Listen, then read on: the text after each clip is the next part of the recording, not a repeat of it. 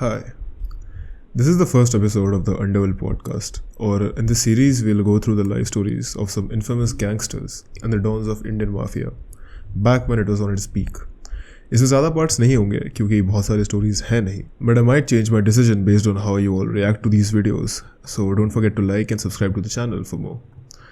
In this video, we're going to talk about and look into the case of Mahindra Dolas, urf Maya Dolas. माया डोलस को आप माया भाई के नाम से भी जानते होंगे and there is also a film called shoot out at Lokhandwala जिसमें उसकी लाइफ स्टोरी दिखाई गई है which is definitely now a cult classic film. So without any further do let's get into the case of Maya डोलस.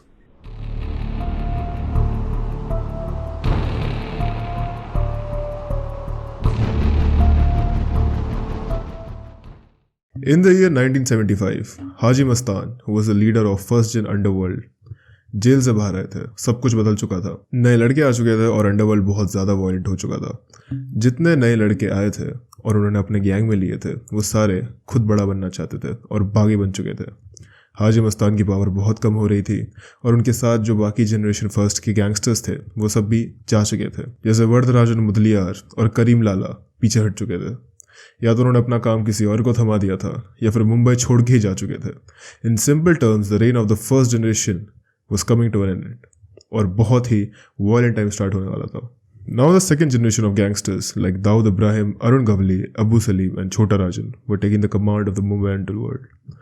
रोज़ कहीं gang Wars खो रहे थे और रोज़ कहीं खून खराबे हो रहे थे. अब आता है माया डोलस जिसका जन्म 1966 में हुआ था और उसके 6 भाई बहन थे. मुंबई की IITI कॉलेज से उसने डिप्लोमा किया था. 1980 में माया डोलस अशोक जोशी के गैंग में जुड़ गया. देखते ही देखते he became one of the key members of the Ashok Joshi gang. Along with Maya, there was another who was getting as much notoriety as Maya, जिसका नाम था दिलीप बुआ.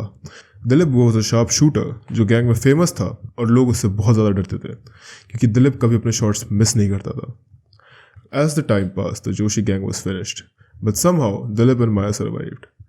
उन्हें जेल हुई और माया को औरंगाबाद के जेल में रखा गया था. But 1990 में वहाँ के 2 पुलिस वालों को मारकर माया वहाँ से भाग गया. इस कांड के बाद वो छोटा राजन की नज़रों में आ चुका था, जिसके बाद राजन ने उसे अपनी गैंग में ले लिया. छोटा राजन दाऊद के लिए काम किया करता था, तो technically Maya was now under Dawood Ibrahim directly. D company का मेन बिजनेस था एक्सटॉर्शन, और वो भी बड़े बड़े बिजनेस वालों से, बिल्डर्स से. अब ये काम था माया और दिलीप के अंडर. दाऊद और छोटा राजन ने टेक्निकली पूरी मुंबई अब इन दोनों को संभालने के लिए दे दी थी. पर this is where it starts going downhill real quick.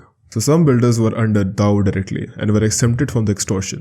पर माया सबसे पैसा लेना चाहता था और वो ओपनली किसी को भी मार रहा था who denied him. उसका खौफ बढ़ता ही जा रहा था और दाऊद के डायरेक्ट ऑर्डर्स को ना बोलकर वो उसकी नज़रों में भी चढ़ चुका था.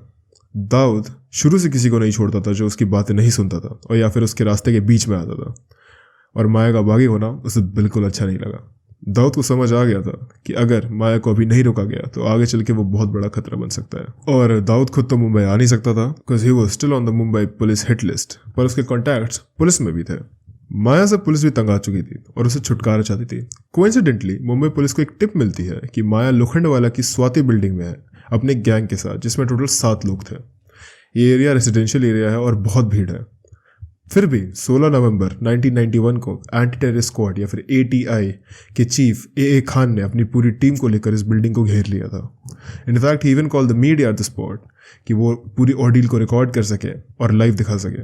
The shoot out started at around 1 and went on for about 4 hours, जिसमें almost 450 rounds were shot and all 7 were dead by the end of it. जब माया का पोस्टमार्टम हुआ तो it was found that from Maya's body alone there were more than 100 bullet that were extracted. This is how the reign of Maya Dolas came to an end. Police ने कहा कि इनके पास 70 lakh cash थे और फायर आर्म्स मिले थे, पर इसके बारे में बाद में कुछ भी पता नहीं चला कि ये पैसे और फायर आर्म्स कहाँ गए. इन सब के बाद भी ये एंड नहीं था क्योंकि प्रॉब्लम्स और क्वेश्चन अब भी थे कि AA खान के पास ये टिप आई कहाँ से and how was such a large scale shoot out was carried in a residential area. Although इन सब का कोई सेटिस्फाइंग आंसर तो शायद हमें कभी नहीं मिला और ना मिलेगा. तो ये थी पूरी कहानी माया डोलस की और इसी के साथ ही हमारा पहला एपिसोड एंड होता है. I hope you liked it and आपको मज़ा आया होगा. आई नो रेटिंग बहुत अच्छी नहीं है या फिर मैं बहुत ज़्यादा मेहनत नहीं कर रहा हूँ, but I try my level best to make it better and I do everything I can ताकि आपको अच्छा लगे. It is more like a podcast form, so फिर वीडियो ऐसे भी ज़्यादा मैटर करता नहीं है. But just in case if I try to make something better, I tell you all beforehand. अब इस पर जैसा रिएक्शन आएगा उस हिसाब से आई सी कि what to do with this and how to go about it. Anyways, I hope you liked the video. If you did, please like the video and subscribe to the channel for more. Share it with your friends and I'll see you next time. Bye.